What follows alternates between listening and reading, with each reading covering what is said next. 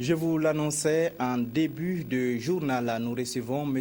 Luther Yamiogo, directeur pays de l'ONG Diakonia, pour parler du colloque international Afrique Capacité qui s'ouvre ce 25 juin à Bobo Dioulasso.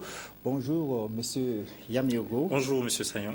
Alors votre organisation Diakonia intervient au Burkina Faso depuis 1987 dans le domaine de renforcement des capacités des organisations de la société civile. Alors quel bilan vous pouvez faire de votre présence au Burkina Faso après 27 ans d'activité?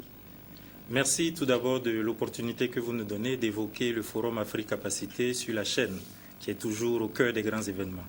Alors, Diakonia, en 27 ans de présence au Burkina Faso, a sans doute contribué de façon significative à l'émergence d'une démocratie au Burkina Faso et contribue encore aujourd'hui à des plateformes de dialogue entre l'État, la société civile, les acteurs du secteur privé. Mais si on veut évoquer une analyse bilancielle de cette présence, on peut dire que de façon graduelle, Diakonia s'est installé d'abord à vocation humanitaire au Burkina Faso et a contribué dans des contrées reculées du Burkina Faso à pourvoir à des besoins alimentaires de base, à des besoins en matière d'alphabétisation et d'éducation. Ensuite, Diakonia s'est recentré sur des préoccupations spécifiques et prioritaires telles que l'éducation et la santé. Et à ce niveau et à cet égard, on peut également dire que le bilan est satisfaisant puisque nous avons plusieurs organisations qui sont partenaires de Diakonia qui travaillent encore sur ces thématiques. Et tout récemment, Diakonia s'est recentré vers des enjeux de développement pour avoir une vocation davantage structurelle en adressant les problématiques qui génèrent l'oppression, la violence et la pauvreté, parmi lesquelles une implication des populations à la base dans les approches de développement et un dialogue fécond avec les autres acteurs que sont le gouvernement et le secteur privé. D'accord. Alors vous organisez le 25 juin prochain à Bobo Dioulasso la deuxième édition du colloque international Afrique Capacité. D'abord, est-ce que vous pouvez nous expliquer ce que c'est qu'Afrique Capacité et comment est née l'idée de l'organisation d'une telle rencontre? Merci. Après les 27 ans de présence de Diakonia au Burkina Faso, le constat majeur qui a été fait, c'est que le Burkina a un potentiel en matière numérique. Quand on parle d'organisation de la société civile, le Burkina a également des lois et des mécanismes qui facilitent la naissance des organisations de la société civile, mais il y a encore quelques goulots d'étranglement relatifs à leur nombre. Je pense que l'année dernière, le Burkina Faso a enregistré la création de plus de 1100 nouvelles associations. En 2012, 1200 et quelques associations ont été créées. Il convient aujourd'hui, pour faciliter leur participation aux plateformes de dialogue, de mieux les organiser. Un autre enjeu qui a présidé à la création d'Afrique Capacité, c'est qu'il y avait un biais sur la compréhension de la notion de renforcement de capacité qui était réduite jusqu'alors au renforcement de capacité, notamment dans sa vocation formation. Alors nous avons estimé, au regard de notre expérience au Burkina Faso, que le renforcement des capacités préside bien sûr à la mise en place de modules de formation pour les partenaires que nous avons, mais aussi d'une dotation en termes de moyens et en termes d'habiletés particulières, notamment des aptitudes, des attitudes, des comportements et des opportunités qu'il faut leur permettre d'avoir en vue de jouer leur rôle dans le développement du Burkina. Nous avons donc créé ce concept Afrique Capacité qui a sa deuxième édition. Et la première édition a permis tout d'abord d'interroger le passé pour éclairer le présent et inventer cet avenir qui s'inscrit aujourd'hui sous les auspices de la nécessité d'une labellisation des organisations de la société civile, c'est-à-dire l'établissement de normes qui permettent de garantir leur opérationnalité dans un système de management de qualité totale.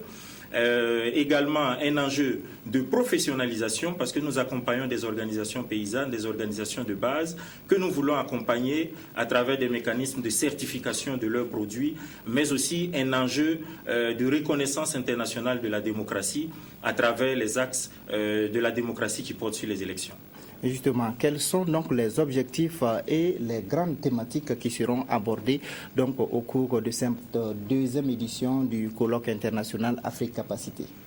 Alors cette seconde édition du colloque Afrique Capacité qui se tiendra donc du 25 au 27 juin à l'hôtel Sissima à Bobo Dioulasso portera notamment sur trois approches. La première approche est institutionnelle. Elle va donc consacrer l'opérationnalisation du résultat de l'édition précédente qui était une recommandation majeure en ce qu'elle a suscité la mise en place d'une académie des organisations de la société civile. Lors de cette édition, nous allons donc échanger avec l'ensemble des parties prenantes sur les modalités opérationnelles, sur le partenariat, sur les modules, ainsi que les moyens d'accompagnement des organisations qui seront bénéficiaires des prestations de l'Académie des organisations de la société civile au Burkina Faso. La seconde approche sera une approche portée sur le renforcement et la consolidation de la démocratie.